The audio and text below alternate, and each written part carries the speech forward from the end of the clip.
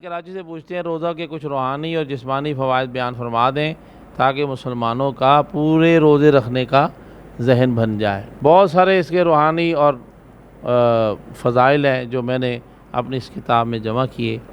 میرا پیارا دین اسلام، روحانی بھی اس میں فوائد جمع کیے ہیں اور اخروی فوائد۔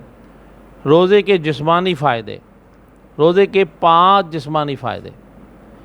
نمبر 1، معدے کو نظام ہضم درست کرنے کا موقع ملتا ہے روزہ رکھنے سے۔ نمبر 2، فاضل چربی کم ہوتی ہے۔ نمبر 3، خون پتلا ہوتا ہے۔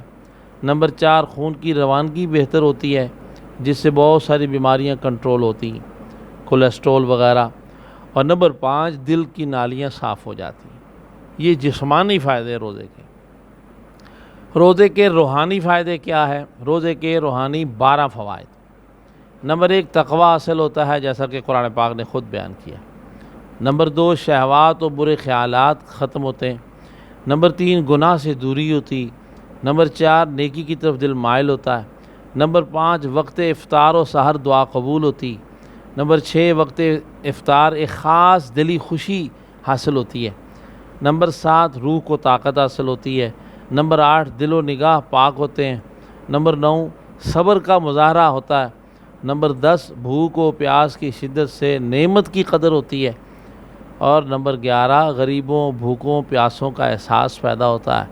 اور نمبر 12، نفس کی خواہش کم ہوتی چلی جاتی۔ یہ روحانی فوائد روزے کے۔ روزے کے اخروی فوائد کیا ہیں آخرت میں؟ تو اس کے 5 فائدے بیان ہوتے ہیں۔ نمبر 1، اللہ تعالیٰ کی رضا حاصل ہوتی ہے۔ نمبر 2، روزہ دوزخ کے عذاب سے ڈھال بنتا ہے۔ نمبر 3، روزے دار جنت میں خاص دروازے سے داخل ہوگا۔ نمبر 4، روزے دار کو اللہ تعالیٰ کا دیدار حاصل ہوگا۔ نمبر 5، خصوصی دسترخوان پر خصوصی نعمتوں سے روزے دار کی دعوت کی جائے گی۔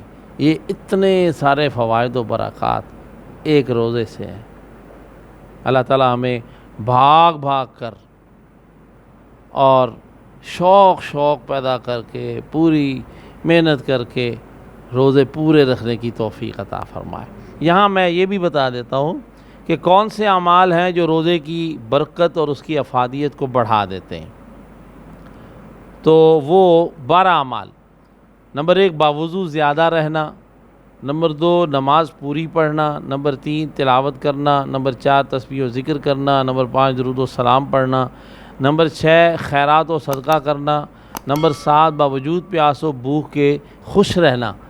نمبر 8، روزہ مکمل ہونے پر اللہ کا شکر ادا کرنا۔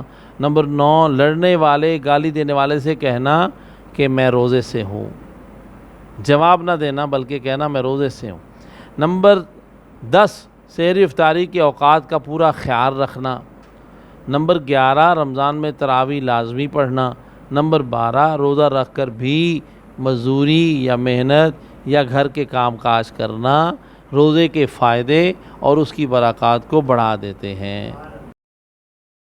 اللہ کرے کہ یہ روزے کی برکتیں ہم سب کو نصیب ہوں، اسے پانے میں ہم کامیاب ہو جائیں۔